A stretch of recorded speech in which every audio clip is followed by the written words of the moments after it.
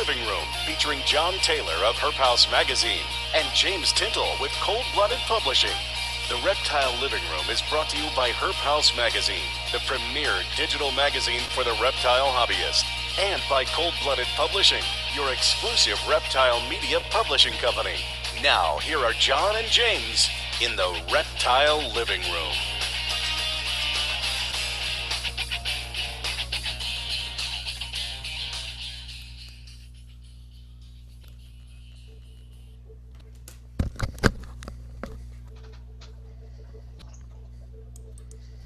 James. Here we are. Ori, sir, there you are. Yep, we're all on screen now. Okay. How you doing this evening there, John? Good, sir. How you been? Pretty good, pretty good. Busy day, of course. Yeah, as always, you know. And Chad over there, our executive producer. How are you this evening, sir? Wonderful. How about yourself? Doing well. Staying busy. Good deal. You know, always staying busy. Jimmy, you got anything hatching out yet or what? Actually, no, nothing's hatching as of yet. I have my first clutch, should be ready to go here probably in about 14, 15 days. So nice. I'm just now hitting my stride for the year where I have three to five females gravid and laying eggs each week. So it'll start slowing down in another couple weeks, but I got I don't know, about 35, 40 clutches in the incubator right at the moment. Not bad. Very cool. Yep. And you had some recent bad news about one of your king snakes. Yeah, one of my California king snakes laid eggs, and I caught her laying eggs in the morning, and by the time I got there that evening to grab them out of the lay box, she had eaten her whole clutch already. So, that's cool. So always have to pay attention to that. Well, I got more Chihuahua eggs. Really? Yeah. Very cool, Chad. Yeah, I can't wait to get those going. Well, you just had one of them hatch out not too long ago, too. How's that Yeah, little it was on baby doing? Valentine's Day. I'm sorry, what? How's that little baby doing? Doing real good. Good. Got to hand feed it all the time, but Well, got to do what you got to do, right? got it. All right, guys. So let's do our shout-outs here. James, we had Denise Abreu on last week with the Women in Herpetoculture, and we were showing off her photo, weren't we? Yes. Denise Abreu needs 1,000 likes for her photo in order to do the 2016 Girls of Herpetology calendar again. And I posted the photo on Reptile Living Room Facebook fan page. It's had 1,500 views, but only like 80 likes. I'm How's that possible? I'm asking all our viewers here in Reptile Living Room, please go to our fan page. Let's get her 1,000 likes. I thought we could hit the 5,000 mark. Please go there, like that photo. Let's get her to do that 2016 calendar. When she did it back in 2010 for the 2011 calendar, I think she said she raised a couple $100,000 for the frog out in Puerto Rico, and it's just a great way to support all the reptiles. So she hasn't decided what reptile or amphibian she was going to support with the calendar sales, but it's all going to one. So please go to Reptile Living Room Facebook fan page and like her photo. And just want to give a group shout out to Madison Herpetological Society out there with Ryan McVeigh doing a great job out there, doing a heck of a lot of community outreach, as well as Brandon Fowler from Roaming Reptiles, who was on our inaugural show. He has actually been asked to speak at the International Herpetological Symposium. He's working on changing a couple of dates so he can actually make it, and it looks like he is going to make it, and I really hope he does, and I'm hoping someone records that conference. Yeah, what an honor for him too, right? I mean, we just had him on the show, a couple weeks ago? Yeah. And I saw that he posted yesterday he was on a local radio show, and then he gets invites to the IHS. Brandon's just he's one of a kind. I mean, he's dedicated to education. You know, his dedication to education is just so extreme and so well thought out. Yeah, no kidding. You know, and speaking of one of a kind, we actually have one of a kind panel actually tonight, if I do say so myself, because we have not only all the way from, gosh, I don't remember which part of Mexico he was in now, because I'm trying to read his bio at the same time. And I'm like, wait a minute, which one was where? Crap. Yeah, Dr. Rodrigo is actually from Monterray, Mexico. He's actually not on the panel as of yet. He's going to join us a little later. Okay.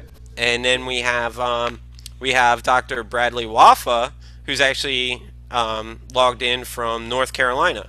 Okay. So he's here. You can unmute your mic and say hi, Brad. Hey, everybody. Thank you for joining us. All right, and that's Dr. Waffa, if I'm correct. And it looks like Dr. Waffa, you began your early career studying reptiles as an undergraduate at the University of South Sewanee, Tennessee. The University of the South in Sewanee, Tennessee, yes. In Sewanee, okay. And you have a master's in public health from Tulane, Yes. where you studied parasitology and virology in Post-Katrina State University College of Veterinary Medicine. Wow. Post-Katrina New Orleans is where I studied parasitology. That was Tulane. Post-Katrina New Orleans, and then I actually just recently graduated from NC State's College of Veterinary Medicine here in Raleigh, North Carolina. Oh, gotcha. Okay. Now I understand it. That makes sense. Ooh, parasitology and virology. That's rough. I'm just now reading. That was a good place to study it, though. Yeah, I'm sure it is. I'm just now. I'm just now reading Spillover. I'm not sure if you're familiar with that David McClellan book about parasitology and virology and the Ebola viruses and how it all transpires, and it's just it's pretty wild, some of the stuff you guys work with. It's pretty wild stuff. Yeah, and then we also have joining us later on from the UK, Dr. Sean McCormick. He's amazingly joining us from the UK at 2 a.m. in the morning over there. And then our last guest, not least, of course, is Dr. Bruce Bogoslavsky, the owner of Animal Veterinary Hospital located in Orlando, Florida. And Dr. Bruce studied at the University of Arkansas and LSU, has published in the Iguana Times, and also runs www.myavho.com, and did the original work with Ponazurl for Coccidia and Bearded Dragons, and spoke spoke at ARV conference in 2007 about the findings regarding Ponazurl. Welcome to the show, Dr. Bruce. How are you this evening? I'm good. Thanks for having me. Awesome. Very good. All right, James, I think that covers almost all the introductions except for Dr. Rodrigo Reinoso, who is joining us later, currently residing in Guadalajara, lived most of his life in Monterray near the border of Nuevo León, graduated from UANL, and the reason I'm using the abbreviation is because I do not want to slaughter the university's name. Where a veterinary degree requires a 5-year program, and Dr. Reinoso currently keeps and breeds different reptiles, including sulcata tortoises, mud turtles, green iguanas, water dragons, as well as Texas tortoises native to the area, and currently works at the largest small animal and exotic hospital of Jalisco. Whew! You got that one down pat, huh? That was a long one. All right. And then, so Jimmy, now if you could take our guest. Well, actually, before we jump into there, I wanted to actually make sure everybody understands that website that you said for Dr. Bruce is actually the website for his veterinary hospital. So. Oh, gotcha. And also, I wanted to mention that Dr. Bradley is actually the owner of Waffa Reptiles too, as well. So a lot of the Colubra guys know him. That's how I met him. But he actually, Dr. Bradley, what's the website for Waffa Reptiles again? It's Waffa House Reptiles. It's very easy to remember. The logo looks just like the Waffa House logo. I haven't received a cease and desist letter yet, so as long as they'll let me keep it, I'll continue to do it. But WaffaHouseReptiles.com. That's right. That's right. Well, you never know. You might have that cease and desist letter after doing this show. Yeah, after the show, you might get one. But so I just wanted to make sure everybody knew that. Now we're going to go into interactivity. I know a lot of people had asked throughout the week, how do we interact with you guys during this show? Actually, it's pretty simple. We have been basically driving everybody to our YouTube channel to watch us on YouTube. It makes the interactivity very easy. And if you're watching us on YouTube, just at the bottom, in the regular YouTube comment section, you'll be able to post your comments there and post your questions there. John and I will be able to see those and bring them up on screen, and we can have the panelists answer them. If you're watching us on Google Plus, on the event page, there's a question and answers at the bottom too as well. So either one, you can post your questions. We do have Chad over there scanning the rest of the websites that we're actually active on, and searching for any kind of questions that might be posted on YouTube pages, on our home page, whatever it might be. So we'll try to find it, but we ask that you go to a YouTube channel, watch us from YouTube channel, and post your comments and questions there, or from G+. Just makes it easier for all of us. So that's pretty much it.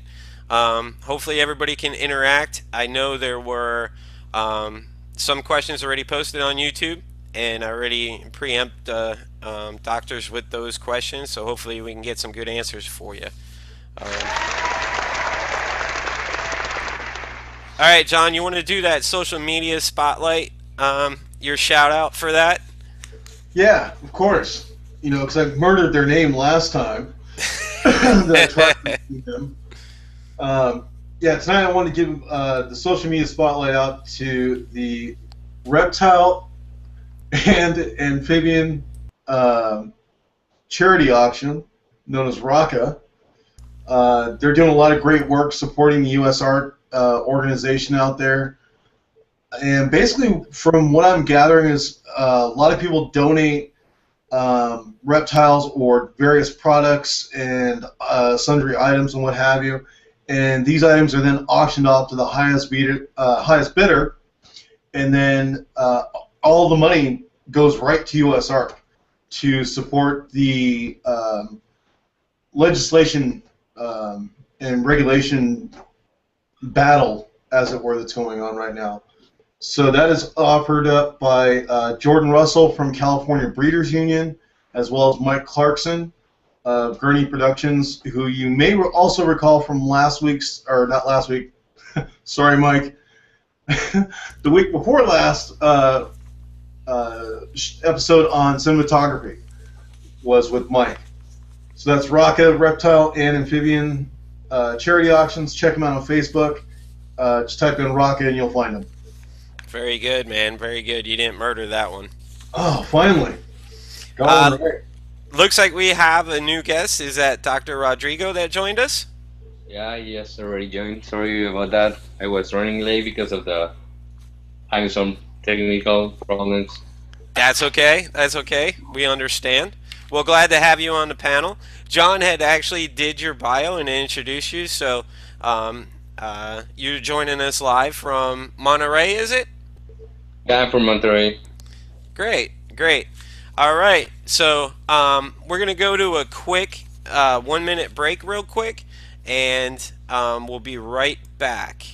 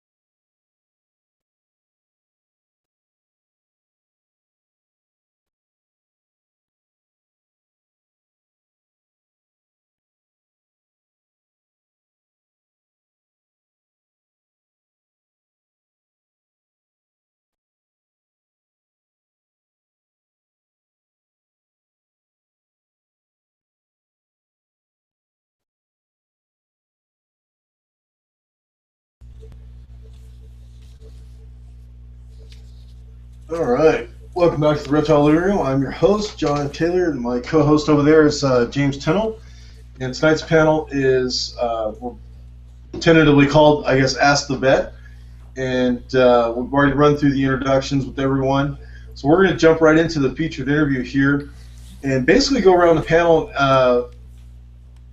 with the first question of how did you first discover your interest in reptiles? And I guess we'll start off with Dr. Reinoso first to answer that question. How did you first discover your interest?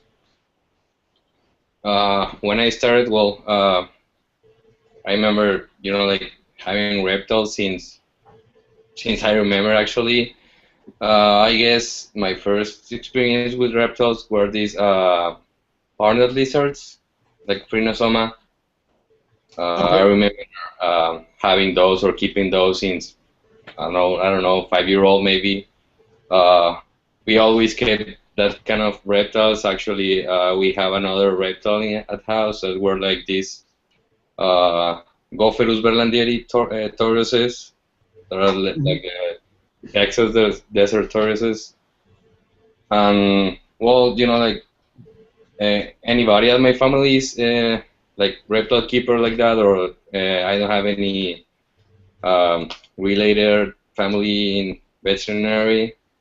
So, like my dad always bought me these reptiles just for keeping them and teaching me about different kind of responsibilities. So I think I like pets. I like reptiles because of my different pets. Because I was the boy at school that kept these strange pets or something like that.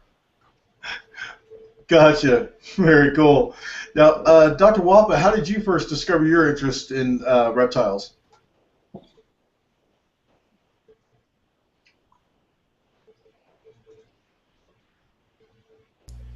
You gotta unmute your mic, Dr. Waffa.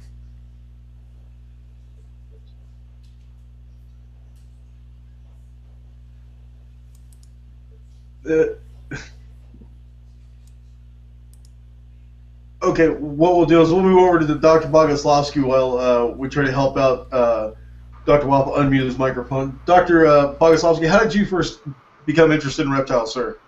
Well, whenever I was growing up, we weren't allowed to get a dog, and my mom had some weird thing with a cat when she was growing up, so cats weren't allowed. So I pretty much spent my weekends in the woods flipping rocks and picking up whatever I would get. And of course, these kids nowadays, they've got it made because they just take a picture of the snake with their cell phone, and it's like, what is this? And then everybody tells them. And I had those old, Field Guide of North America where everything looked the same, and we really didn't know much about anything. So, one day I flip a rock, and there's this snake underneath it with this really, really cool yellow tail. And I thought, I have never seen a snake like this before. So I scoop down, I pick it up, I put it in my little sack.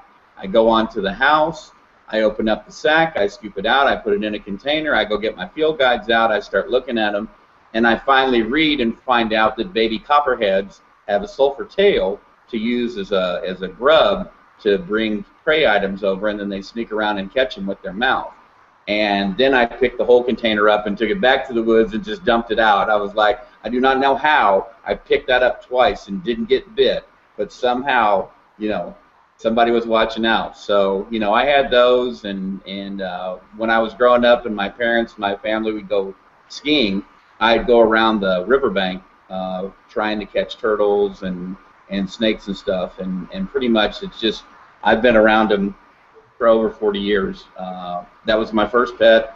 I've got an 18-year-old bearded dragon in my office at work. Gosh. And when people come in and they want to, we talk to them about housing and such, I will literally walk them into my laboratory and I will be like, this is an enclosure, this is what you want this lighting, you want this lighting, you want this substrate, and I'll walk people around and show them stuff, and I think it really helps them relax and not be too worked up about getting in trouble when they're at the vet. Gotcha. Very cool. All right, and it looks like Dr. Waffa has got his microphone fixed over there. So, Dr. Waffa, how did you first become interested in reptiles? Well, thanks. Sorry, I was having some technical difficulties over here. Unfortunately, I missed the last responses. Not a problem. But I think I would echo what I did here, which is that my interest started definitely as a kid. You know, I grew up in the Midwest in the early '80s, and spent most of my time in a little cul-de-sac where there weren't a whole lot of other kids around, and so and there wasn't Facebook or computers then, and so I spent most of my time outside. My property had my parents' property had a little row of rocks, and I just remember distinctly as a child just walking back and forth, just picking up every rock and just being fascinated by everything I found underneath it. So you know, I guess I would say that was probably my earliest recollection of being interested in creepy crawlies. That's awesome. Now, James, just for you, what makes you keep reptiles, James? Let's get you involved here a little bit. Oh, you want to get me involved? What makes me keep them? Well, of course, childhood memories. I mean, I was allergic from everything underneath the sun, really. Cats, dogs, grass, dust, pollen. I was allergic to everything you could think of. And the only thing I really could keep was reptiles. And so that's basically what really got me into keeping reptiles. But my first introduction into reptiles was my dog used to bring me box turtles, and he used to try to chew on them. So the box turtles would come, they'd be injured, I'd bandage them up, I'd put them in the pen. As soon as they were all healed up, a couple weeks, maybe the end of the summer, I would let them go back in the right away behind the house. And then I would see them again next spring when the dog bring them to me. So that was kind of my memories, because my parents wouldn't let me keep snakes. So I had to wait till I was older on those. But that was kind of mine. But thanks for involving me, John. Yeah, not a problem. I appreciate that. But we'll go and we'll go ahead and ask the guests, and I'd like to start with Dr. Bruce on this. Why do you keep reptiles? Why do you rather keep reptiles if you currently keep reptiles? And also, do you keep the furry, cute animals as well? Dogs, cats, stuff like that. Yeah, I keep reptiles. At my heyday, I had 35 dogs, 8 cats, 2 rabbits, a ferret, an entire room full of iguanas, basilisks, Cuban animals, bearded dragons. Yeah, I've had a lot of animals. Being a veterinarian basically kept all the bills very, very low, so you know I could get as many animals as I want. Most of the furry creatures were animals that had been abandoned, and honestly, a lot of the iguanas that I had were, you know, those first couple of years. Whenever you're open, you get the people that come in with the iguana with metabolic bone disease. You explain to them that it's going to be this much to take care of it. They don't want to spend any more than the $10 they already bought it for, and then they ask you, will you take it? And so within no time, I had 8 iguanas. Wow, wow, that's and you had the hospital at the same time with all that during your heyday as well, too. Correct? Oh yeah, the hospital kind of brought a lot of the animals into the house because they were either abandoned or just things the clients couldn't take care of anymore. So very busy man. Very busy man. It's the animal's fault, so you have to help out with them. Yep, that's for sure. That's for sure. Actually, I want to touch on something real quick because I had talked to Dr. Waffa earlier today, and you had mentioned iguanas and iguanas coming in, and we seen in America years ago everybody was buying iguanas and they were coming into veterinary clinics and stuff like that. And from talking with Dr. Waffa, he had suggested that Dr. Rodrigo is actually going through that in Mexico now, where he's starting to see the increase in iguanas coming into the clinic. Is that correct, Dr. Rodrigo? You know, yeah, I think in Mexico now the iguana is the most common reptile kept as a pet. It's something that is barely started or starting right now. You can see a lot of snakes, mostly maybe ball pythons. But yeah, it's something that is coming new. You know, like people won't spend a lot for reptile medicine right now, but yeah, I think iguana is a common pet there. They cost maybe about $10 there. So yeah, they are becoming really popular. Something that you will have at your clinic, but maybe something that people won't spend a lot for them. Right, right. Well, let's get back to this since we have you up. Let's get to you with the question too. Do you currently keep reptiles? Yeah, I keep some gophers, and I keep a sweet cat with me. Great. Two more turtles too. Interesting. Do you keep the furry, fuzzy ones too as well? Do I care what? Do you keep dogs, cats, and Well, my family has, like not for my own, but yeah, we had some. Great, great. Now let's move on to Dr. Waffa. I know you keep colubrids, Puebloan milk snakes, as we've talked in the past. So, what makes you keep reptiles versus keeping some of the furry or feathered friends that most everybody else keeps, or do you keep all of them? Well, I do have a dog and cat for sure, and I would. It was actually really funny hearing what Dr. Bruce said, because I can absolutely echo the whole. Vet school seems to just bring you animals. We get people all the time that would try to donate animals to us on the basis that we're animal lovers. So of course, we would take animals in. But the truth of the matter was that in most cases, vet students are at capacity because we've all taken in as many animals as we could possibly keep. I do have one dog and one cat, so I like furry animals too. But I've kept reptiles for much longer than I've kept any mammals. And I think for me, it was a little bit of my childhood, getting to kind of bring in some of those memories and have them, right in front of me when I wake up in the morning. I think part of it too is getting to see a little bit of a little piece of nature and being able to learn from animals and see behaviors that I could never hope to catch just observing one or walking by one at the moment in the wild. I think that was part of it for me. In terms of what I keep now, yeah, throughout vet school, I had sort of this misguided notion that I would part with all of my pythons and keep mostly colubrids because it would be somehow easier. And I found that if they were any easier at all, it just meant that I could keep a lot more of them. So yeah, at my heyday, I had about 100 snakes. I've been downsizing a little bit. I've hung on to a few exciting, kind of cutting-edge colubrid projects, and actually my latest addiction has been the green tree pythons and emerald tree boas. I really love the arboreal snakes and how easy they are to display. I've got a whole room of them, and rather than looking like a pile of shoeboxes, it looks like a museum, and it's just gorgeous. So I think that's part of the fun for me too, is the art in it. Great, great. Yeah, we were talking, and you said your newest addiction was the green tree pythons. So I think that's pretty cool. I actually like them as well, but I've been a colubrid fan my whole entire life, and strictly sticking with tricolors. So, but let's go ahead and move on, and let's talk a little bit with you, John. Coming into the inspiration of why we come into this hobby. Who is your guiding light into becoming who you are in herpetoculture now? Whoa, my guiding light into herpetoculture.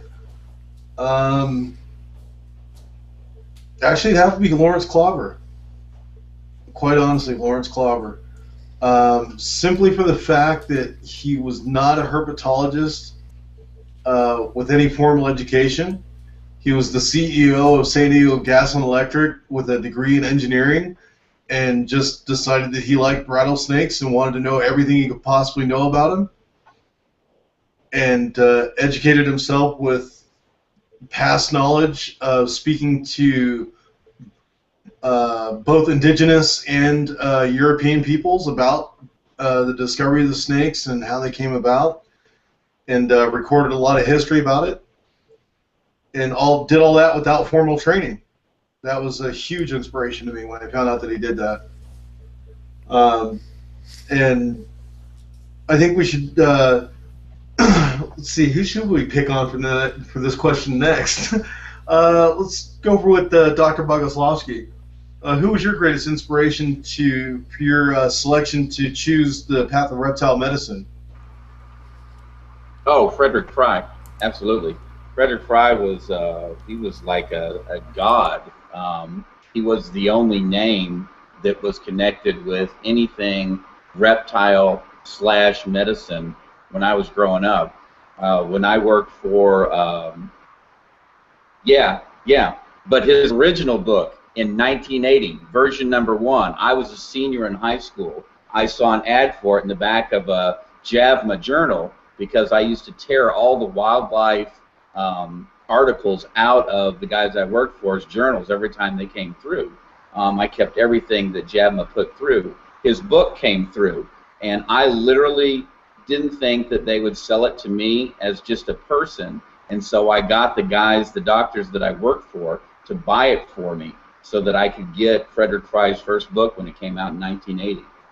When I first met him at the North American Veterinary Conference 1989, after getting out of vet school, I was like a kid at a concert. I had my books. I had him sign them. He had this little like Japanese stamp that had maybe his name in Japanese and all. And I was just, it was really, I was like the starstruck. And then, you know, you got guys like Stephen Barton and Doug Mader and all, and they're like cracking jokes with him because he actually taught them. And I was really like almost jealous there, like, geez, these guys got taught by the man in my eyes. And then, you know, I looked at the Waffa house, and I was looking at his stuff, and he spent all this time with Doug Mader having fun down there playing with the gators, and so I was a little jealous of you earlier a couple of days ago on Facebook. But Frederick Fry for sure is the man in my eyes. Wow, and if anybody's watching, this was his second book, right? Is that correct, Dr. Bruce? Yeah, that's what I thought. It's a thick book, and it's a great read. There's 2 books to it. This is only one of them, but I still got to work my way through both of those.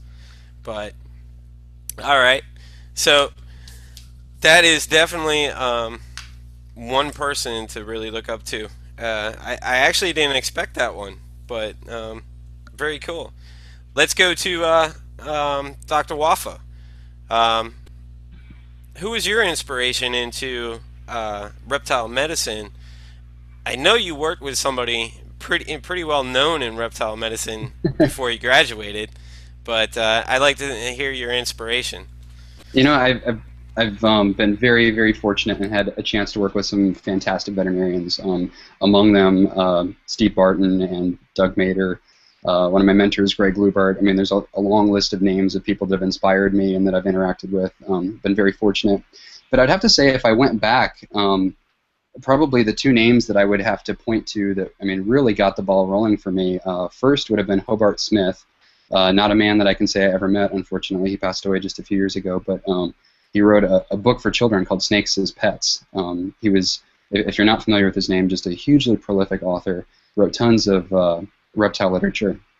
And that book, you know, with the pictures of everything from shoeboxes and glass aquaria with the, you know, the diagonal stick perch and the little water bowl, you know, showing how to make your first basic snake enclosure. That was huge for me. You know, I grew up in the Midwest, so finding snakes, at least where I was in the suburbs, was not easy. You know, and I wasn't really surrounded by people that kept reptiles. I think, honestly, that was probably part of the fascination, too. You know, just never getting to see them. But that book just opened up a whole new world for me and really probably lit a fire. The other author would have been Carl Caulfield. The little school that I went to growing up didn't have a lot of books, but it had the Hobart Smith book, and it had a book called Snakes, the Keeper and the Kept. And those books throughout elementary school and high school, I read them and reread them, and they just pushed me forward. They were awesome. So I credit those 2 for sure. Great, absolutely awesome, and some well-known people there as well. Looks like that, the Keeper and the Kept. That's it. That's the same edition, the first edition. Yeah, I picked this up at a reptile show not too long, a couple of years ago, 1969. Fantastic book. Yeah, awesome read, definitely. So, Dr. Reinoso, and we've been joined by a pet, awesome, and a mammal at that. Coming and going. Who was your inspiration for pursuing the path of medicine in reptiles or exotic pets? You know, like if I'm like if I see it from the beginning when I was a kid, you know, like my pets, you know, like all my pets were my inspiration. Not directly, but my dad, you know, like he's a medical doctor. So every time I had a problem with a pet, with a reptile pet, he was like, okay, you know, like let's go try to fix that. You know, like I don't remember having a lot of success in that, but we tried a lot. But during my, you know, like when I was trying to be a vet, there's a big name for me. Maybe you won't know him. He's a Mexican doctor, Dr. Mauricio Treviño. I think he was the best or the first doctor for me. You know, like who enrolled me in that way. You know, reptile medicine. He keeps snakes. He keeps reptiles. He enforced me a lot. He guided me a lot. He took me to field jobs, things like that. So, you know, like being there, just moving in the reptile world, I had the opportunity to work and to know this great guy who may rest in peace, Kevin Wright. So I was at Kevin Wright's clinic. So for me, that's what really great, you know, like being with him. Well, and after that, I knew Dr. Liubar, Dr. Waffa. So I've been knowing a lot of people has enrolled me there. So yeah, but you know, like for me, my really first inspiration, you know, like were my pets and my dad, you know, like trying to fix problem of my own pets. That's awesome. No, very cool. And just so you know, folks, we do have some folks asking about if the show stopped streaming, and evidently Google is having some issues. So we are still broadcasting live. Whether the show is actually streaming on the G Plus channel where it's supposed to, that may not be happening right now. So we do apologize. We are working, you know, we're doing what we can with it. We don't have any control over how Google runs their bandwidth or whatever issues that they're having. So bear with us. And it's looks like someone's having some weather issues. Oh, tornado warnings! Awesome. So yeah, that would probably affect the bandwidth a little bit in your area if you're having tornadoes. Yeah. Actually, it's all on Google's end in the transfer. So I'm actually trying to work on that right at the moment. But okay. We can go ahead. I mean, it's recorded. Everybody can catch the recorded version as well. So. Yeah, for sure. And basically, if we run back over to Dr. Bogoslavsky, what would you say, before we go into our next commercial break here, what would you say is the most satisfying element of your work for you on a personal level? Because I know it seems like all of our vets, almost all the time, are posting, you know, oh, great, you know, another cardboard box in front of my office. I wonder what I get today. And they take them in, you know, and like your, you know, experience today, people are just randomly dropping animals like they're disposable pets. How do you get a reward from that, you know, taking care of these sick animals? And it's just, I couldn't do it. So I'm very interested to learn what's the personal satisfaction level that you get from this. Well, now the main personal satisfaction level that I get from it is that in my core, I like the animals more than the people that own them. So I'm always really cheering for them. So when that box shows up, yeah, I pull into the drive and I see the box, and immediately I'm like, oh, great, another box. And so sure, let's play what's in the box on Facebook. But, you know, it's always going to be open. There's always going to be something that is in trouble, and that's why it's there in a box, because it's owned by a human, and that's what they do.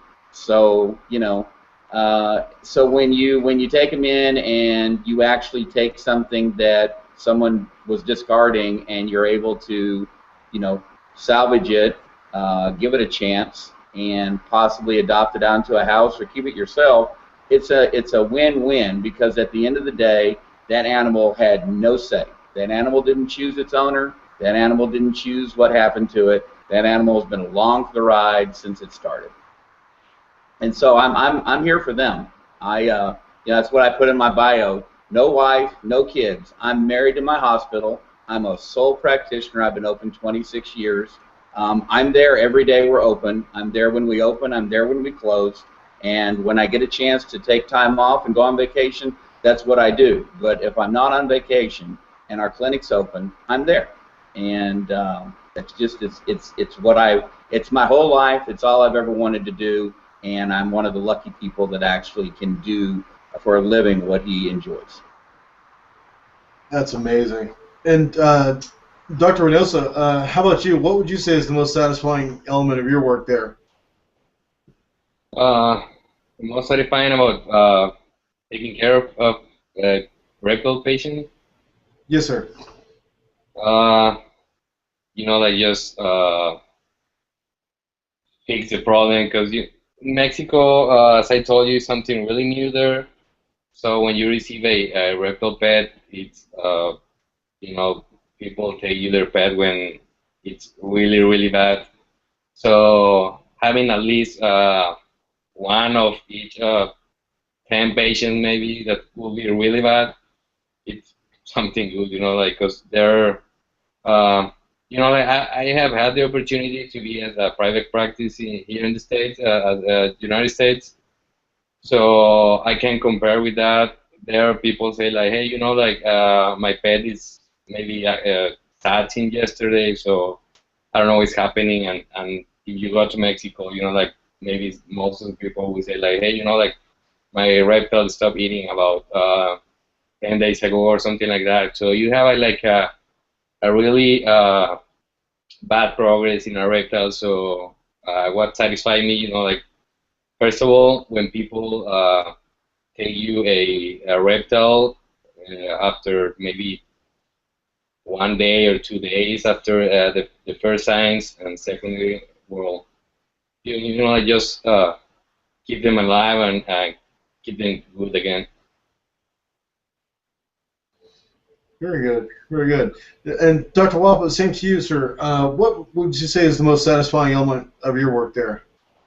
I think there's two things that stand out in my mind, and with the disclaimer that the patients that I've seen up to this point have been mostly in private practice settings and in the school setting, but so many issues with reptiles are husbandry related. Dr. Bruce would probably tell you, more than 90%, I would say. And at least in my experience, the people that take the time and are willing to spend the money to bring their reptile patient to a veterinarian are fairly committed to seeing the problem fixed. And with dog and cat patients, sometimes people bring animals and they're just crashing and they die quickly. And you try your best. Sometimes it works, sometimes it doesn't. But it's really beautiful when somebody brings you an animal and the problem is as simple as helping them dial in the cage right. And then the satisfaction of knowing that you're sending them home to have a better experience and a better relationship with their pet, and the knowledge that that animal may live 30 years and they'll come back to you and be a lifelong patient. I think that's really special and unique about reptiles. Something else is it's a really fun field. Every day that you work on a reptile patient, you kind of feel like a little bit of an adventurer, a little bit of an explorer, because there's so much still that we don't understand. And even the best extrapolations we try to make from one species to the next, it's not always true, and sometimes assumptions that we've held for years we find out don't hold true either. So it's a field that's changing very rapidly, and just by being able to participate, you feel like you're kind of playing your little part in history. So it's very fun. Absolutely, absolutely, and actually your last few statements leads us into our next question, but we're going to take that after a short break. Everybody, if you want, get up, grab something to drink, whatever. We're going to take about a 2-minute break here and see if I can fix this live feed.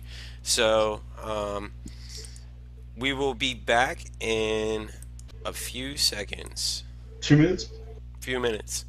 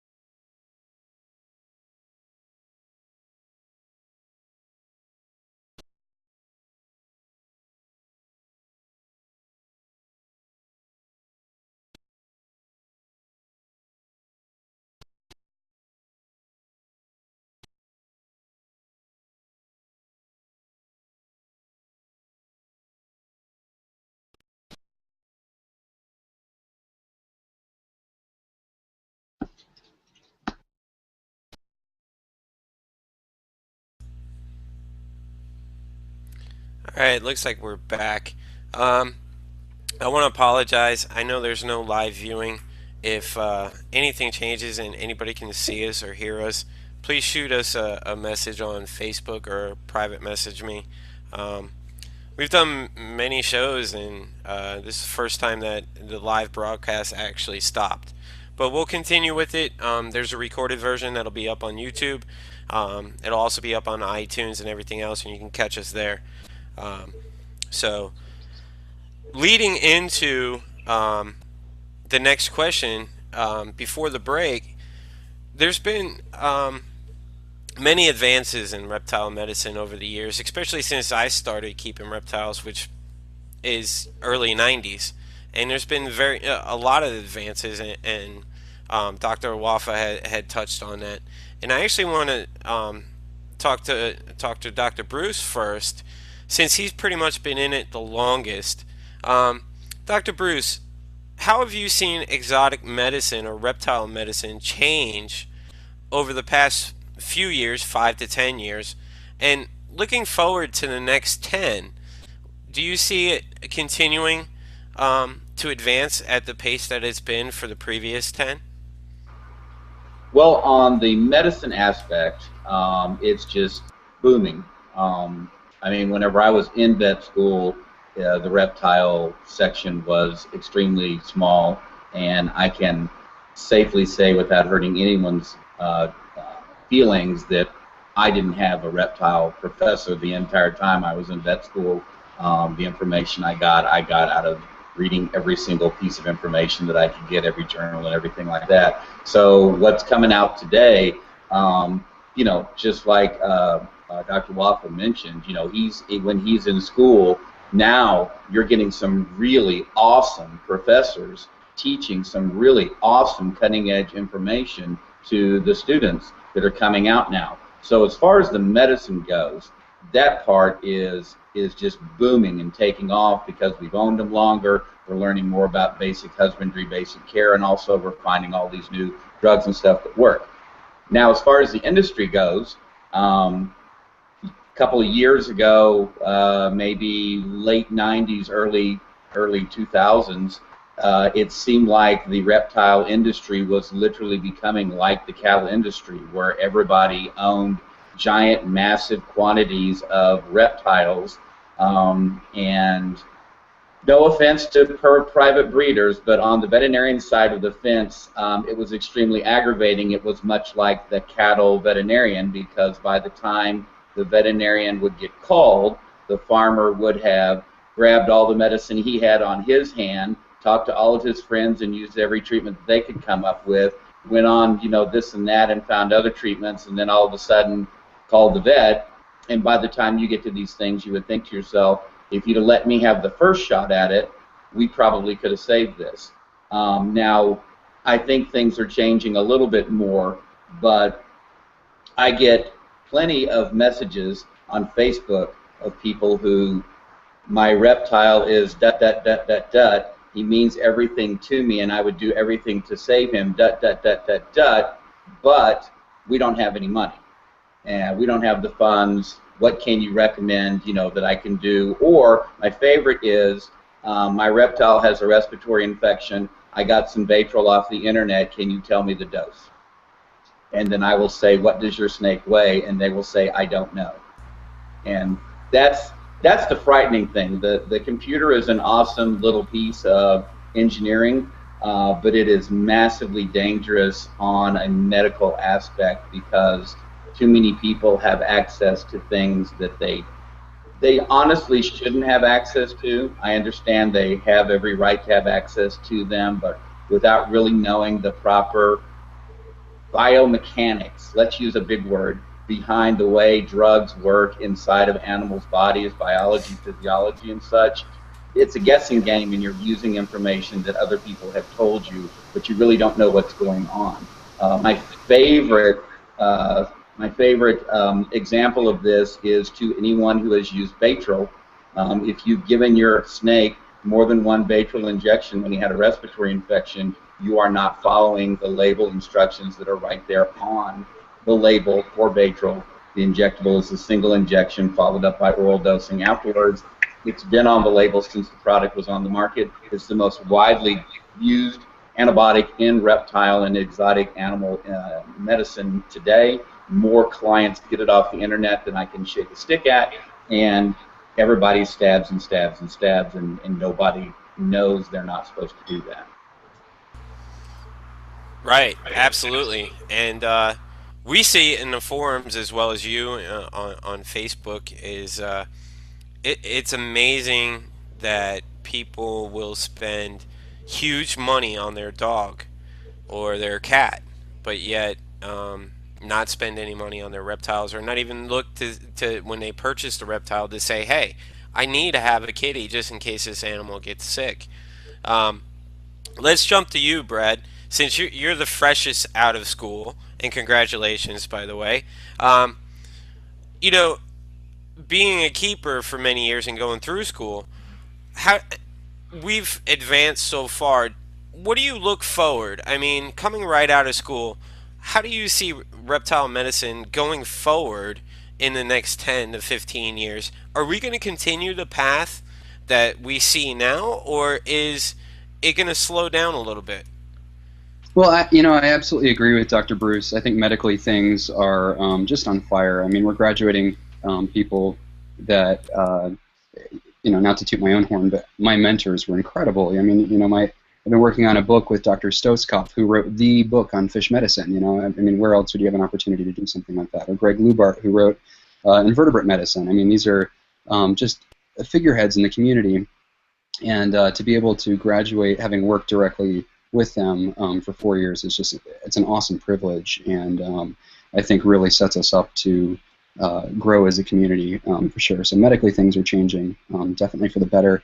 I don't know. I think I know in my own life and in my own collection I've been downsizing a little bit, and it's not because I don't enjoy keeping the animals. It's just that I enjoy them more when I keep fewer of them.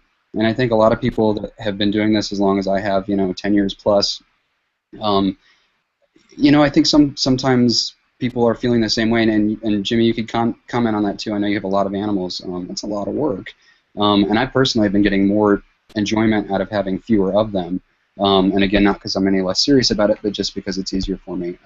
My point is, though, that I think when people have fewer animals, it's easier to specialize. I've seen, and I think Facebook is helping with this too, because we see groups popping up. There's a group that I saw recently, captive bred Uromastics, and it was like such a breath of fresh air, to finally see people so committed to a group of animals that for years we've just sort of walked past because we knew that all of them were wild caught. So I think there's an increasing degree of specialization on the keeper side of things, which is making it really fun because it's creating markets for people like me who are graduating, and we've had these incredible mentors, the Fred Frys of the world, that they were sort of like the reptile guru, and it's creating little pockets where there are vets, like me, that could choose to see a lot of green tree pythons, or others that might choose to focus just on tortoises or colubrids or something like that. So I wouldn't be surprised to see an increasing degree of specialization even within, and to the same degree that there's specialization within herpculture. I think we're going to begin to see more, even if it's unofficial, more specialization within reptile medicine as well. That's kind of what I was thinking too. A lot of the vets coming out of school and the future ones coming out, specializing in the species or subspecies that they actually work with or enjoy, they can specialize a little bit more and coincide with dosages and really pinpoint a lot of the things years ago that we didn't even know. So let's push this off into the Mexican atmosphere of veterinary medicine, and how do you see it evolving there? I mean, are we evolving at a rapid pace in Mexico as well as what we see here in the States? Yeah, it is, like more slowly, and obviously here you have a lot of different tools related to exotics. But yeah, like we are evolving that. first of all, like maybe I remember the first snake that I saw at the pet store. It was maybe a 1995. So it was the first store who has that has a snake. For you, maybe 1995, you have plenty of other pet shops.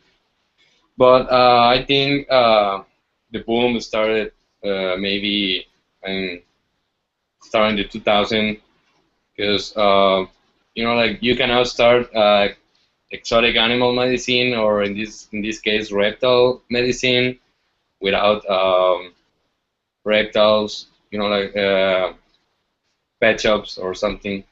So like if you have more demand of pet reptiles or reptile pets, after that it's gonna be like increasing everything. So yeah, it has evolved. As I told you before, it's not common, like maybe as a small animal practice, an exotic animal practice, you may receive 50 dogs and one total or something like that. But yeah, it's getting better. What can I say? As I told you before, I can compare the difference between being at the States and being in Mexico. So it's really different. It's way different. Like here, I was at exotic animal hospital, and you can live of that. You can live of having an exotic animal hospital there in Mexico. If you want to have only exotic pets, like you won't have anything to eat there. So yeah, it's being slow. For sure, I think it's gonna be really good. Maybe 10 years from now, maybe 10 years from now, we're gonna be like you are here right now. But yeah, like it's gonna be slow as all the veterinary medicine. Like if you think about United States in reptile, maybe 10 to 15 or 20 years ago, that's how we are standing there right now. But yeah, Right. it's definitely doing better. Right. Now, do you come to the States time to time to study, to take classes? Do other friends of yours in reptile medicine or veterinary school in Mexico, do you guys come take courses at the States, or? No, actually, like all the vet school, it's in Mexico, so you don't go to like you actually you can make it like an internship, but something that I was gonna say different from here is like here, for example, I know Dr. Waffa, and he had this exotic animal class or subject. In Mexico, by now you don't have an exotic animal subject. If you want it, you look for it. You go to look some places. Like I made this practice with Dr. White just because I had the opportunity to go there, and I just being at Arizona, I just looked on the internet for some exotic animal practitioners, and I just found him, and like by those days I didn't even know who he was, like, oh, Dr. White. So I realized that he was a really big name. It was really great. So yeah, if you want it, you need to look for it someplace else. Right. Right. Well, that's great. So John, let's Yes, sir. get into something that we visited prior to this show on the news that I actually read, and it's going to correlate with this next somewhat with this next question. But the HSUS settling their lawsuit for $15+ million. Yeah. What's your thoughts on that one? Sounds like they got theirs finally to me. So from what I read of the story, basically they full on admitted to paying a witness to lie on the stand. Against Ringling Brothers. Yeah, against a circus. They actually admitted to paying a witness to lie on the stand. and they still are practicing charity. Yeah, and they actually practice charity, and they actually really go so far against herpetoculture in a lot of ways as well. And this is going to lead us to the next question, and it may or may not affect our panelists, but our next question is reptile litigation. If they keep putting bans on, do you think it's really going to hurt your guys' study? I know it would hurt the practice because there wouldn't be as much, but do you think it'll hurt the advances in reptile medicine and stuff like that, or will it not? I mean, I know it'll definitely have to affect the practice itself. And I want to go with you, Dr. Bruce. Do you see it really hurting the advances in medicine as well as personal practices? It's not going to have any effect at all on the advances in medicine, because the advances in medicine are usually going through veterinary colleges or independent studies where there's grant money behind it, and there's a purpose behind it. You know, either whether it's a biological or a physiological situation, it's a study, it's science. So that's going to pretty much continue with the pace that it's at. As far as what I see in the office, I don't think it's going to change too much. I think it may just be sort of a flux. You may not see the reticulated python numbers that you saw before. I may not see all of my friends coming in with, you know, gigantic albino Bernese pythons like I have been, but I still think that, you know, your guys that are right now the hot hitters, your ball pythons, your bearded dragons, your colubrids and stuff, those guys are still going to be doing okay. But I will say this: when I got out of school, the idea of anyone buying, let's say, a dog or a cat without seeing the animal or seeing the parents, or, you know, touching it or contacting it, and just having it shipped to them was something that we always told people, oh, be afraid of that, you know, that's a warning. But now with the internet, I mean, people are buying snakes and reptiles and stuff right and left with really no more information than a still photo and just the word of the person that they're buying the animal from. So, you know, I think it will affect some species that you're not going to be seeing as much of, but I think in general, if people want to own reptiles, they're still going to be able to get their hands on reptiles. I mean, ferrets aren't really legal to own in California, and everybody still has them. Right. Great answer. Bradley, let's jump to you. Do you see litigation really hurting the medical field and private practice? I would imagine would kind of roll over, as Dr. Bruce says, but do you think, I mean, because I look at it this way, there's a lot of private money leading into the advances of reptile medicine only because we keep them. Wouldn't you think that it would kind of slow down because people wouldn't be going to school for it because they couldn't get the private practice if laws continue to halter, you know, certain animals? Or do you think it'll just kind of be a ebb and flow type thing? Well, you know, Dr. Bruce is a lot more qualified than I am to talk about, you know, how it would affect a business or a practice. But I would refer you to there was an appendix in a book that came out in 2013, really neat book, and I think, you know, Jimmy, I have kind of an interest in hot snakes, but fantastic book called The Venomous Bites of Non-Venomous Snakes. It's a really neat book. It was published by a few authors, and I don't know any of them personally, so it's, you know, this isn't an endorsement. But it was a really neat book, and in the appendix they actually they write sort of an apology, as you know, sort of an explanation for you know, why they wrote the book to begin with. And these are PhD toxicologists, herpetologists, and they basically come out and say that it was their ability to keep snakes growing up, just like all of us talked about, that formed the entire basis for their careers. That was the motivating factor for going to school, for studying. You know, so I guess sort of the cop-out answer to your question is it really depends on the laws. You know, if they ban one obscure species of snake, you know, it's not probably going to affect any of us that much. if we were forbidden from keeping reptiles, though, or if suddenly it was illegal to own all herps, yeah, it would dramatically affect not only business, but probably who would go to vet school to begin with. So, I think in a more global way, the legislation does affect all of us.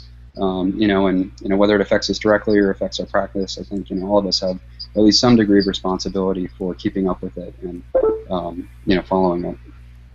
Great answer, and I think you're right. I mean, I don't think they'll ban all herps, so I don't think it. I just think that, growing up, I was introduced to milk snakes. It's kind of been my key. It's kind of what I've studied personally. So I just think if people weren't able to work with a certain species, they may not go to school to dedicate themselves to that species as well. What's your thoughts on that, John? Yeah, and as far as the bans and stuff like that go, I'm not sure if they're going to be able to ban all the species. Like, everybody's pretty much saying there's always going to be the availability of reptiles going around, whether we want them there or not. And that actually brings up the other question on illegal species.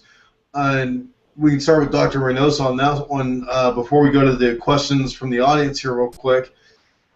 Now, Dr. Reinoso, say if you're in your hometown there practicing and someone brings you what is a known illegal reptile species to own, is there a requirement by law that you have to treat that animal, or is that something that you take in and then turn over to the authorities? How does that work?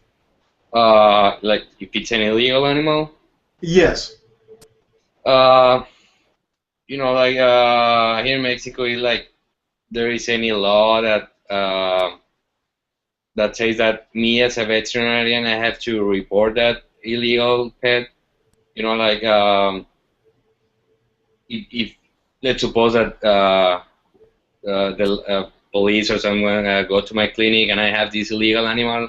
Yes. In some way, I need to protect myself. I need to make them know that it's not of myself. So that's why, for each patient you receive, you get the whole owner's information. Right. Maybe address, name, phone number, in order to have a contact. But,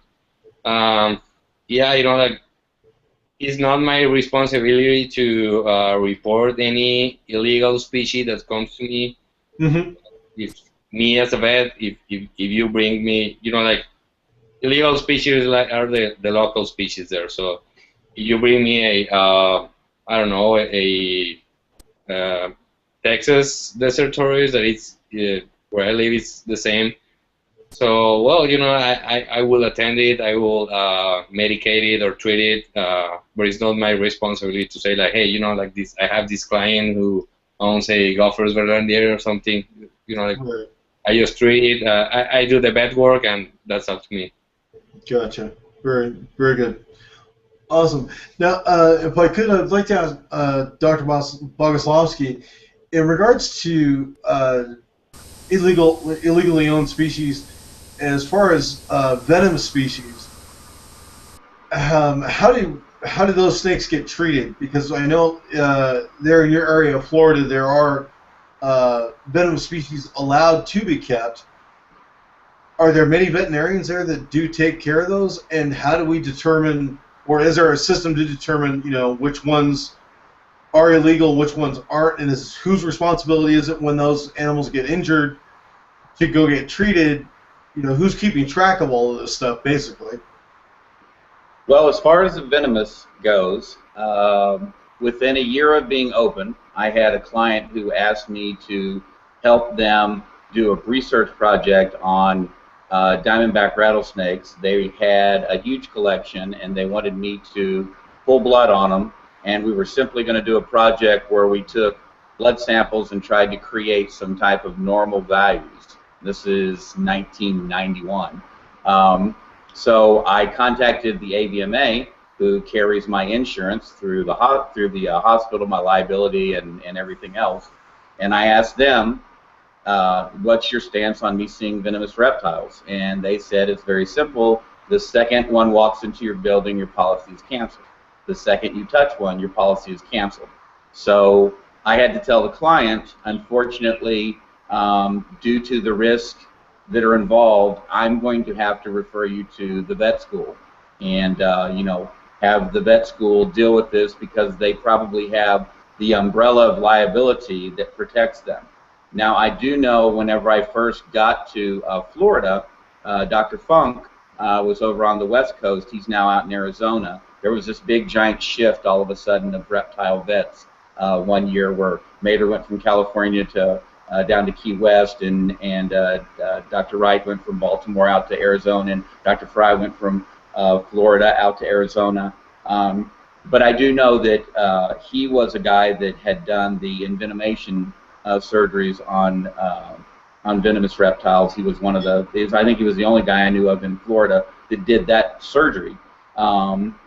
So I assume he saw hot herps, and I assume that Gainesville did. I don't know what Doug Mater. I assume Doug. I saw Dr. Waffa picture with looked like some cobras that it seemed like you were doing some stuff with Mater. So clearly, I'm sure he has some umbrella clause where he's allowed to work on them. But I personally have never worked on a hot herp before. I tell people when they come into my office and ask me about them, I tell them to get a black racer and a banded water snake and to keep them both for a year, and every time they bite, you write down on a piece of paper, "Today I died," and see how many times you die in the first year, and then decide if this is something you want to deal with. Very excellent advice, and I usually advise the same, and it's usually an Amazon tree boa. Yeah, great advice. The one to go with for me. Those things are just nightmares to keep. So, Dr. Wappo, how about yourself as far as working on venomous and, you know, now is there an actual, for lack of a better term, and please forgive me, Hippocratic oath as far as, oh, Dr. McCormick, good morning, sir. How are you?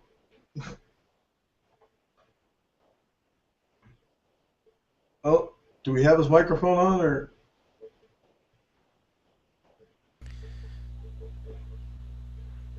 Okay, we're going to need to work on Sean's microphone. But anyway, Dr. Wappa, yes, is there a Hippocratic oath as far as working with reptiles, and, you know, do we have to treat everyone that comes in, or how does that work? Well, yes, there is an oath that we all take in the United States. It's not exactly the Hippocratic oath, but it's very similar in sentiment in terms of you know, what you know, we basically swear to do. You know, it requires that we help to alleviate the suffering of all animals and these types of things. But in terms of you know, from a litigious standpoint, those are actually all determined by the state. The state of New Jersey, for example, and I only know this because I have a friend who's planning to do an internship up there. Their law is very simple. It's like one sentence, and it's like if somebody drops an animal off at your doorstep in an emergency situation, you're required to treat it. It doesn't matter what it is. You know, how comfortable you are with that species. As a veterinarian, that's your duty. And in other states, it's different. The practice actually that I'm going to has made it very clear to me that even though I would love to be able to see hot snakes, at least within the confines of the practice, I will not be allowed to do that. So outside of the practice, we'll have to see. The picture that Dr. Bruce is referring to is actually one with Steve Barton, where he was supervising, but that was at the Wildlife Discovery Center in Illinois, which is a center that carries its own insurance and keeps a pretty impressive collection, a beautiful collection actually of venomous snakes. Other wonderful animals. I'd like to be able to work with them, but yeah, we'll just have to see what the future holds with that in that regard. Very cool, very cool. I've never done any surgeries or anything with you know, as far as veterinary type work with any venomous snakes, and I just couldn't imagine. That'd be a little nerve-wracking for me. I don't know. And let's see, did we get Dr. McCormick's microphone working?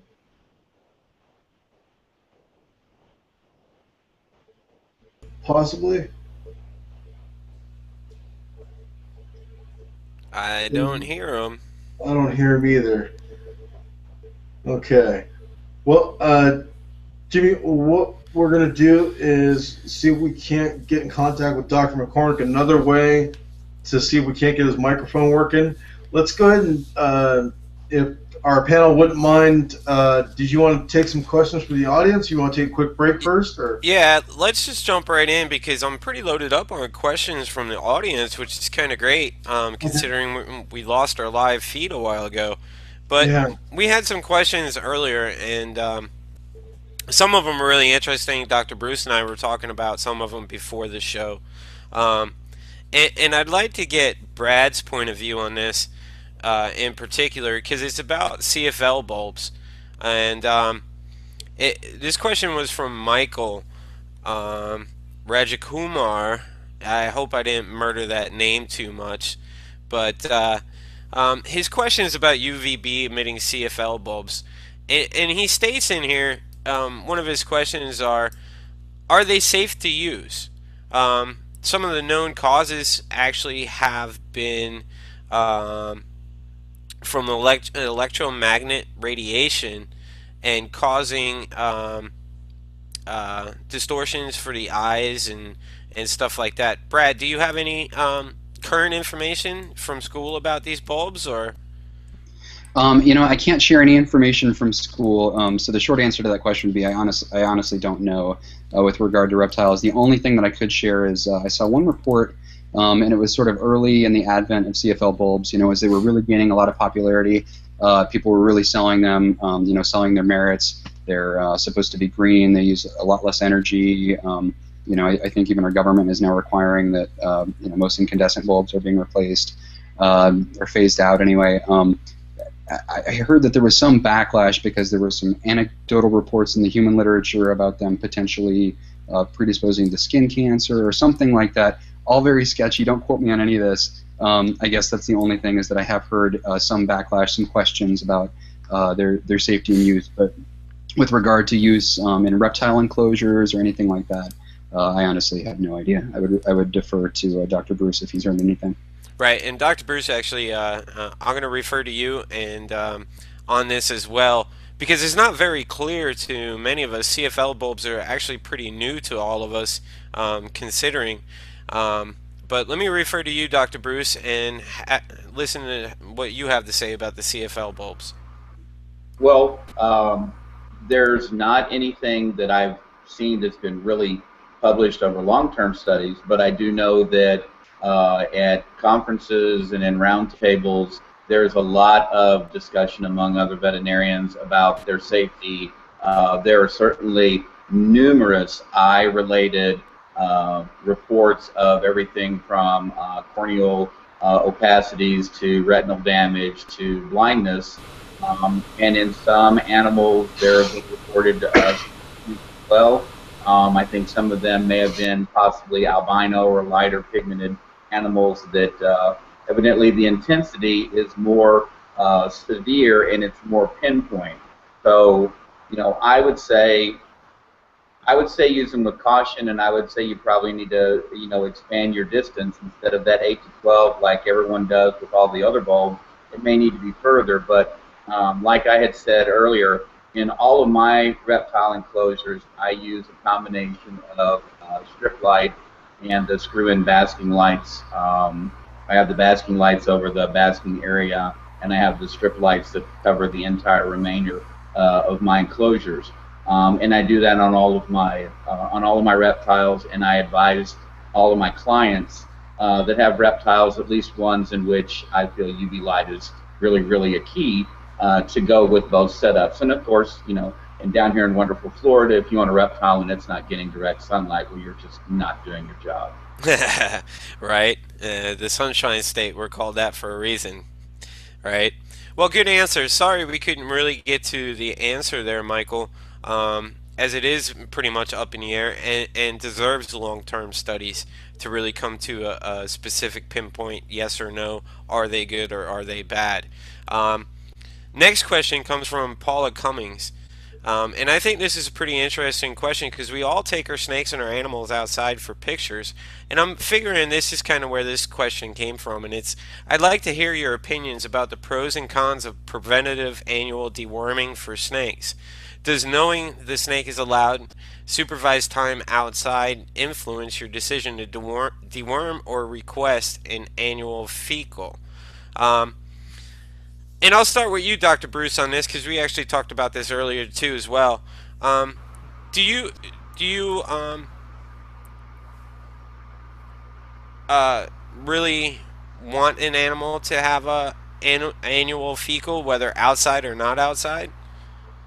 Well, the advantage of an annual fecal, provided that it's a fresh sample, is that not only can you get that parasite check done, which is what everybody assumes is all you're really doing, but you can also get a gram stain. You can see what the, just what the transient bacteria are looking like, the residents there, check the protozoal, to just see if the basics of digestion is working properly in the animal. I do see absolutely nothing wrong with using a broad spectrum anthelmintic like Panacure fenbendazole on a yearly basis as a precautionary. As we discussed earlier, you get into things like metronidazole, Flagyl, ivermectin, any of these other drugs, and honestly, you don't use those unless if you have a reason to use them, because the safety values on those are a lot tighter.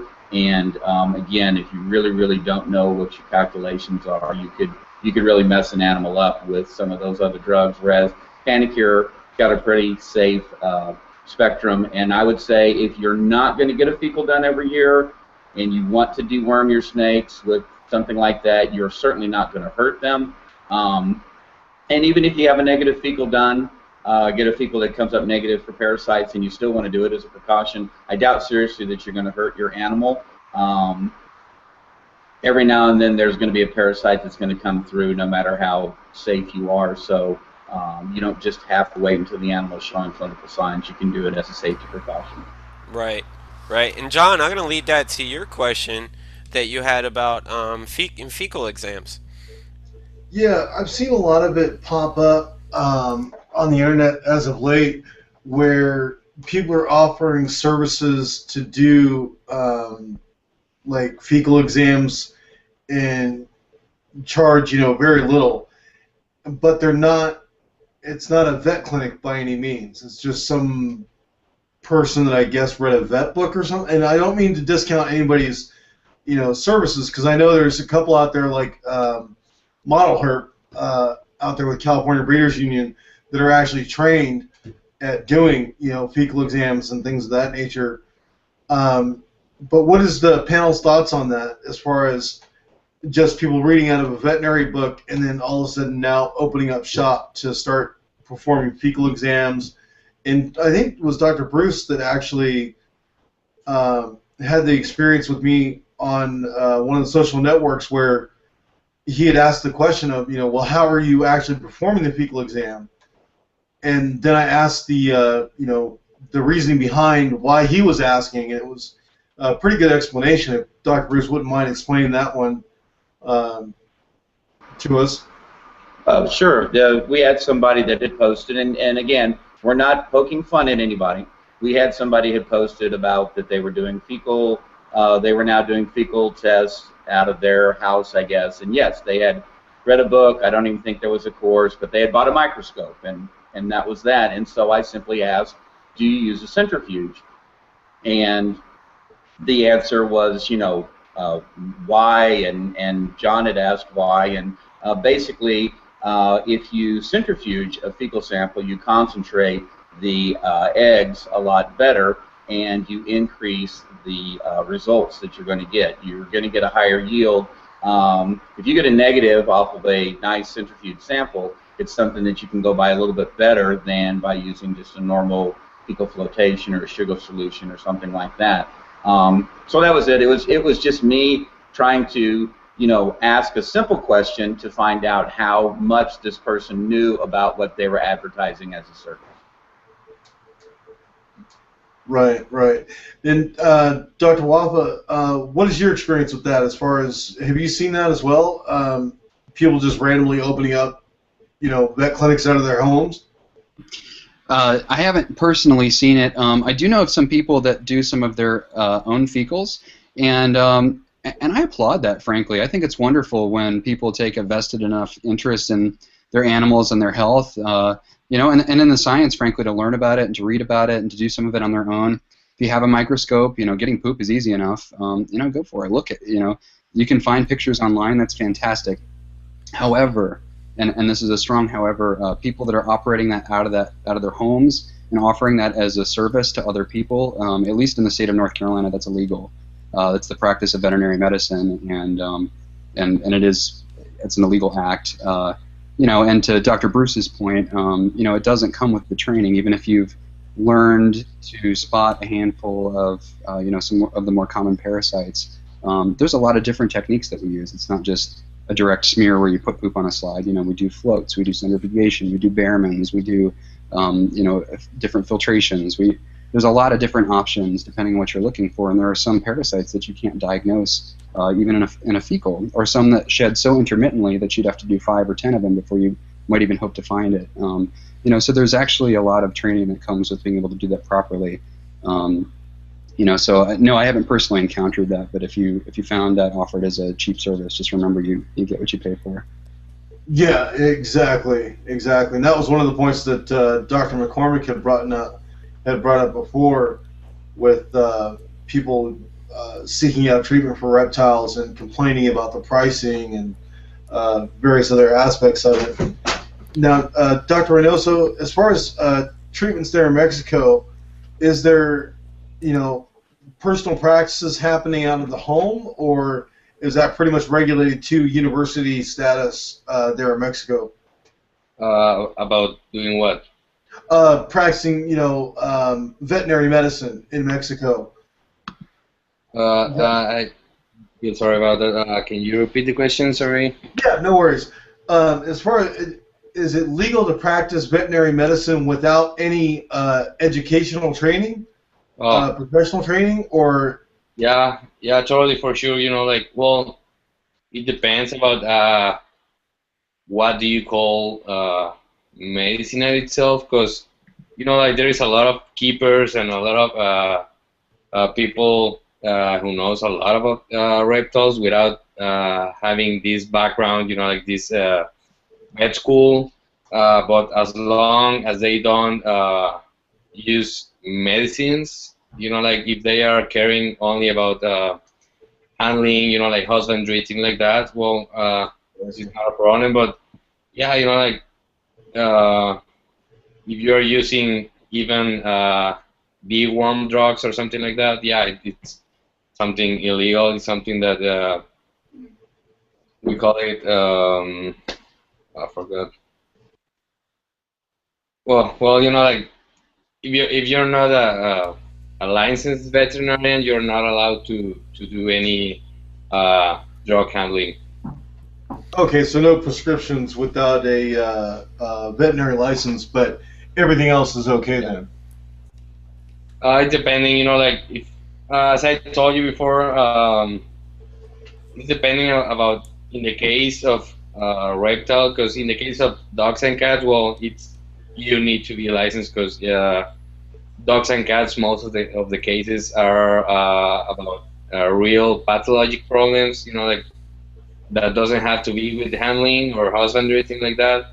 But in the case of reptiles, at least in Mexico, as I told you at the beginning, at least in Mexico, maybe 80 till 90% of the problems are because of husbandry. You know, like, all the care. You see a lot of MVD there. A lot of people that, hey, you know, like, I keep this snake or I keep this iguana and has this MVD problem, and you say, like, okay, are you providing calcium? And they do all, but not UVB or not sunlight exposure. So, you know, in the case of reptiles, there are different keepers that will help orientation about handling, husbandry, things like that. So that is not illegal. But if they start, you know, like, making some handling some drugs, as I told you, or medicine as itself, yeah, it becomes illegal. Right. Well, actually, getting into husbandry, I actually have another question that actually fit right into there, and it's concerning respiratory infections. And over the years, I've seen a lot of people with a lot of respiratory infections, and in my personal opinion, respiratory infections come from a husbandry issue more so than maybe a bacterial infection like we would see in humans. Um, let me start with Dr. Waffa on that. Do you with respiratory infections? Well, how do you look at that? Is that more of a husbandry issue and caused by husbandry, or is that a bacterial infection? The my connection's a little bit funny right now. Can you still hear me? Yes, we can. Okay, perfect. So the question was regarding respiratory infections and whether or not they were husbandry related or bacterial. Right. Is that correct? So in my experience, it's actually both. I think 99% of the time it is husbandry related, and that leads to stress. And when the animal is stressed, it becomes immune compromised. I think the immune system just isn't as robust. The animal isn't quite as thrifty, and it allows secondary opportunistic things to take hold. Which is to say that unfortunately, I see a lot of people. They contact me all the time. Do you know where I can get some antibiotics, or what's your antibiotic of choice? My snake is showing signs of a respiratory infection, and they're ready to throw antibiotics at the problem. And the truth of the matter is that although antibiotics are frequently an important step in therapy, they're putting a Band-Aid on the issue. And after spending the last year and a half working with green tree pythons, I feel really well qualified to say this. They're the canary in the coal mine with regard to respiratory infections because they're so sensitive to environmental changes. But that really seems to be the case in my experience, is that it's husbandry first and then other things take hold. Right, right. And Dr. Bruce, I'm sure you're probably going to follow up with the same regard as Brad, but let me just go ahead and double check with you.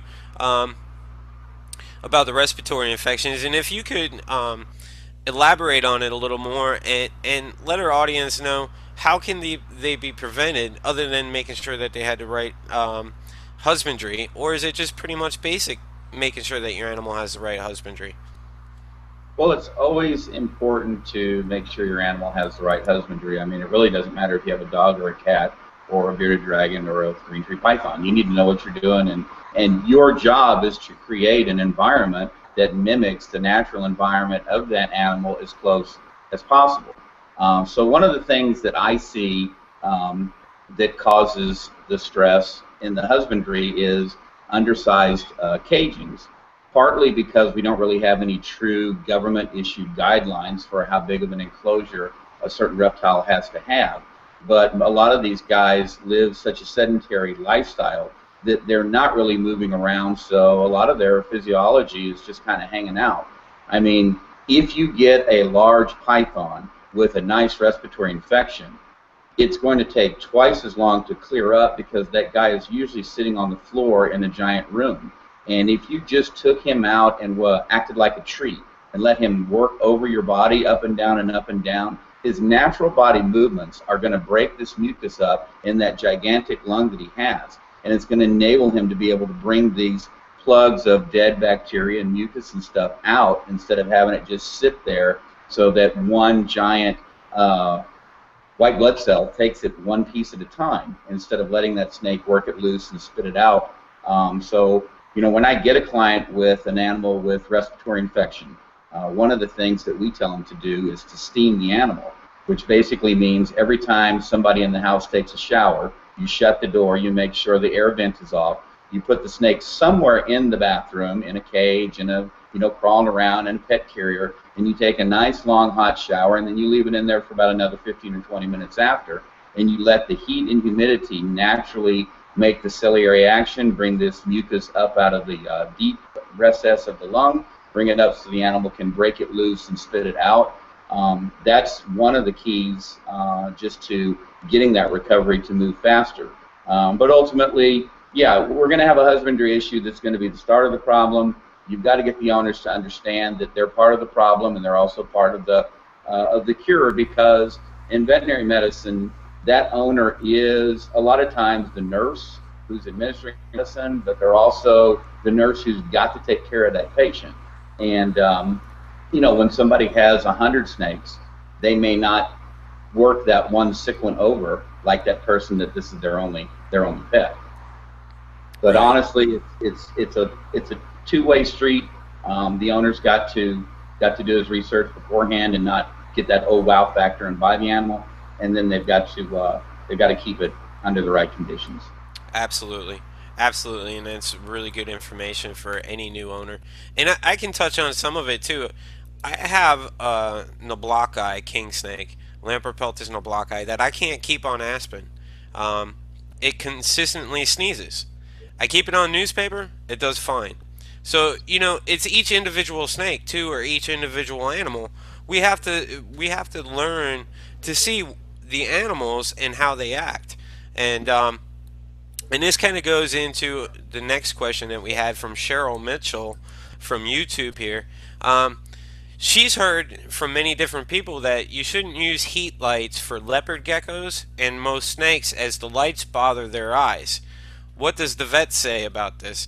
And Dr. Sean McCormick, can we hear you? Because I'd like to hear your answer on that. Can we hear him?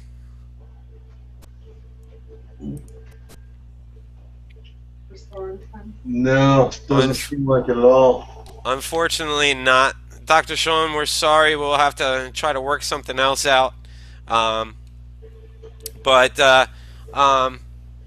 Waffa, do you want to touch on that leopard gecko? Yeah, sure, I'd be happy to. The leopard geckos need heat. There's just no way around that. The beautiful thing about the way the reptile industry is changing is that we have a lot of different options now in terms of ways to provide that. I guess I can't say that I've ever really encountered that as an argument that the heat lamps bother their eyes. Although I think it's very fair to say that lamps in general, don't perfectly duplicate the sun, and if an animal doesn't have the ability to escape that light, any light, whether it's a heat light or just a tank light, it certainly has the potential to bother an animal's eyes.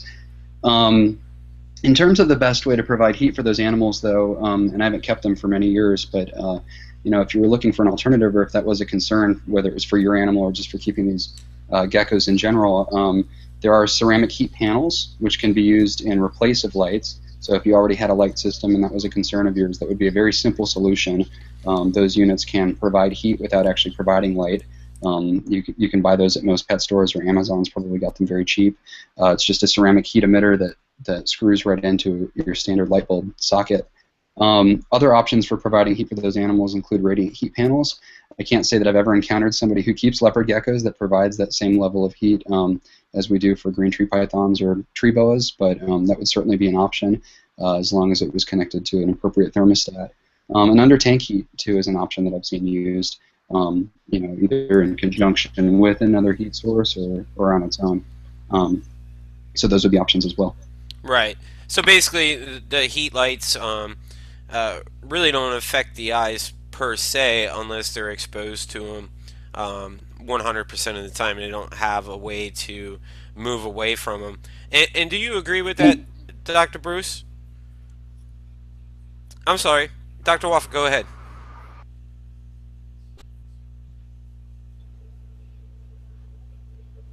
Oh. All right, Dr. Bruce, can you go ahead and touch on that?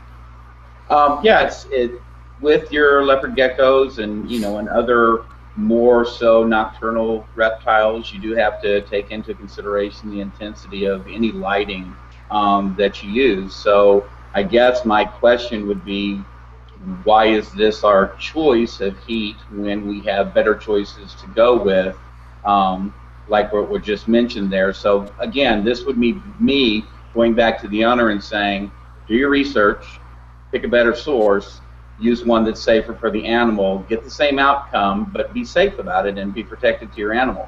So my call would be, just don't use them. Why take a chance? Go find a better source, get it worked out another way where your animal's not at risk. Right, right, and that's very good. And with the internet, there's so many sources and so many people you can talk to gather the correct information, and it just takes a little bit of research. And I have one more question here that we're going to touch on, and I'm going to pass the torch back over to John. And this question here is from, oh, hang on, next one up, is from Asia Kaufman. She would like to know your thoughts on, could antibiotics contribute to chronic liver disease? And she has been told Macacin and Fortez and Zosyn are safe, but how do you prove this once they are dead? So let's go ahead and just touch that two-part question. And Dr. Bruce, let me start with you on this, probably only because you have the most amount of time in a current establishment. Well, for starters, amikacin is cleared through the kidneys. So sure, I would say if you use amikacin, you should not get liver disease from that. So, you know, the first thing that you have to look at is, are you using an antibiotic that's cleared through the liver, or are you using an antibiotic that's cleared through the kidneys? If you use an antibiotic that's cleared through the kidneys and doesn't have any biophysiological reactions through the liver, then it's not affecting it, and it therefore shouldn't be related to liver issue. You're going to have to find another source for that.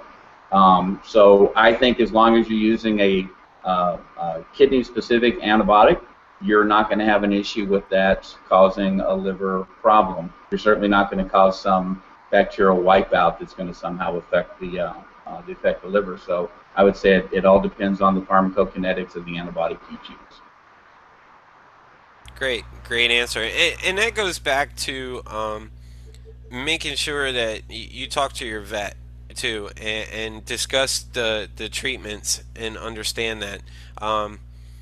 John, let me pass the torch over to you on this, because we see a lot of people coming out saying this is good, this is bad, this is good, this is bad, but really no definite research on a lot of it. I mean, we can go to mite issues, and I'm going to touch on this one because it's something that we see in U.S. collections, and we see a lot of it, and that's mites, and especially in included snakes and turtles and tortoises. And Dr. Waffa, I want to get your opinion on this.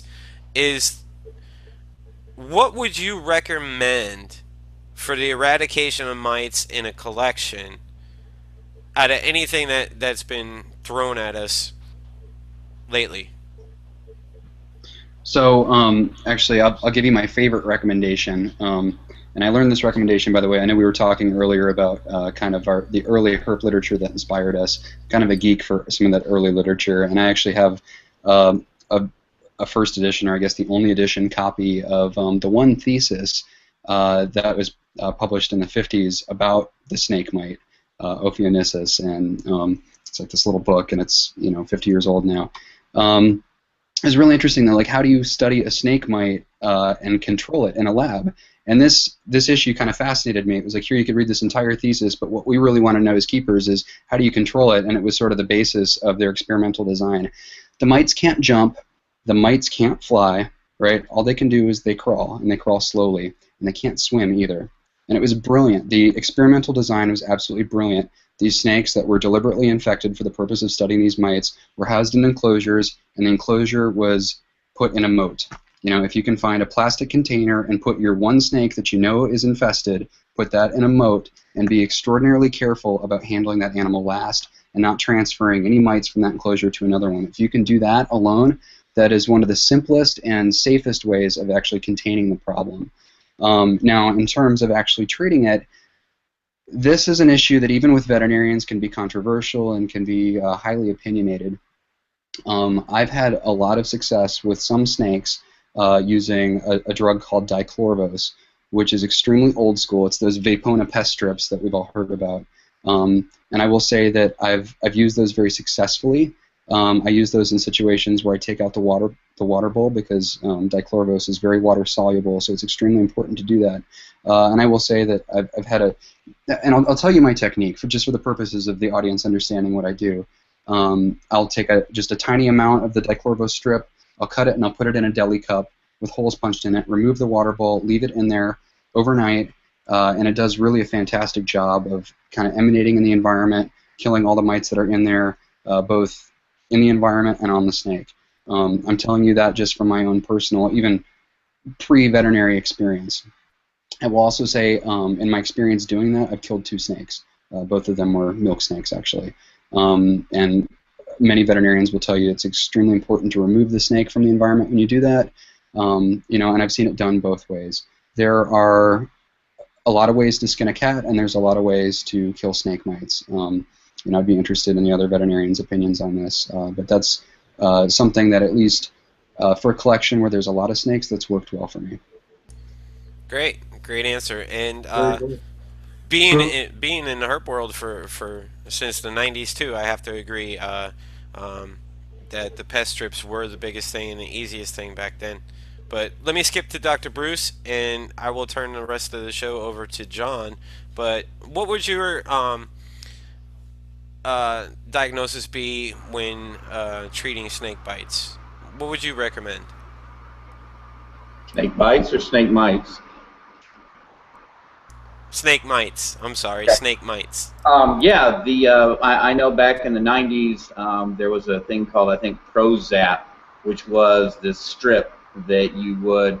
I knew people that actually hung them from the ceiling in their reptile rooms, which I thought was a little bit risky because, again, these heavy chemicals are going to be heavier than the air, so they're going to fall. And if your snake's in the bottom of the tank, he's going to get the heaviest level of it. So if you're using that, again, you got to increase your ventilation and you have to use it with extreme caution.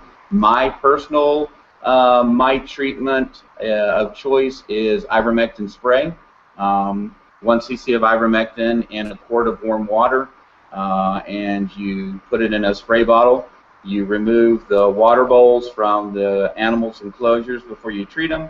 You spray the entire snake down. You spray the entire enclosure down up around the inner rim, especially if you have an aquarium type enclosure, because these mites, when they come off, they climb up the walls of the enclosure and they get right underneath the lid lining, and that's where they change, that's where they lay eggs, that's where they go through a lot of their life cycle stages.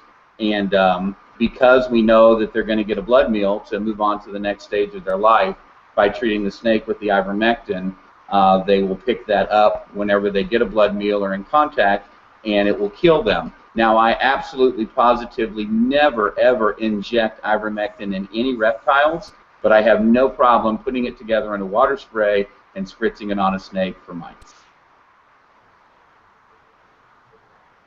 Interesting. And Dr. Reinoso, how do you treat snake mites there in Mexico?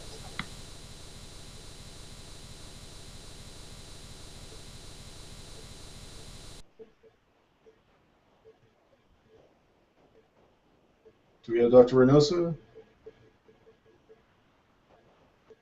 Do you hear me now? There you go. Oh yeah, sorry. As I was telling you, like in some cases that you can avoid using drugs. I prefer using different things. I have heard about, like the water can help. Actually, I can. I know that I have tried with water. Like as Dr. Waffa said, like mites can swim. But in some experience during some green iguana about mites, yeah, you can kill most of the mites, but you cannot submerge the iguana, like complete by a lot of times. So some mites will be alive in the head or the part of the body that can be under the water. So what I have used, and it worked, at least for me, and this is something that, like some will agree, some won't. I have used olive oil. Yeah. Yes. Like I just put olive oil in all the reptiles. It's really safe. It helps actually for the neck smell. And I have used that. It worked for me, and for me it's really safe. Okay. It's just the messiest solution ever. Yeah, but like it's gonna be like messy, but it works. It's not a drug. It will work for your pet's neck mold. So it's like humidity or something being there. So yeah, it works, and I keep using that. Yeah, I've used olive oil a couple times myself to treat snake mites from time to time. Works actually pretty well, in my estimation, anyway. Now, just want to say that Dr. McCormick did try to join us earlier, and he was getting error messages from Google, and there was a couple people that were having troubles with Google tonight, so we apologize about that. James, I don't think we have any last minute questions, do we at all? No, not from the audience. Actually, no questions, no more questions from the audience. I do have a few, but it's something that's probably going to take some research. And I'm going to write up an email. I'll send it to all three of our panelists and try to get back with our audience on the answers. It'll take a little bit of research for them. So, other than that, we don't have anything from the audience. We can go ahead and wrap it up there, John. Okay, very cool. And just want to go through the panel one more time. Dr. Bruce, thank you for being on the show tonight. We really appreciate it. And we will have Dr. Bruce's website as well as his all the panel's websites and hospital names in the show notes after the show. So thank you, Dr. Bruce, for being on the show tonight. And thank you, Dr. Waffa, as well, and Dr. Reinoso. Thank you, Dr. McCormick as well. Actually, you're going to ask the all-famous Reptile Living Room in question for all Yes, these panelists? Yes, we can. Dr. Bruce, if money and laws were taken out of the equation, what would be the ultimate species that you would keep if you could? Everybody who knows me knows the answer to this question. I promise you, when the Fiji iguana becomes legal in the United States, my backyard will have 10 to 15 pins, and I will get every one of those I can get my hands on. That is my favorite reptile. They are so cool. Amen. Very nice, very nice. I think that makes a few of us on that list. Dr. Wappa, how about yourself? I think without a doubt, if money, laws, scarcity weren't such an issue, I think I would absolutely love to come face to face with the tuatara, to have one of my own. God, to be face to face with something just so different, a living dinosaur. I mean, I think that would be a dream come true for me.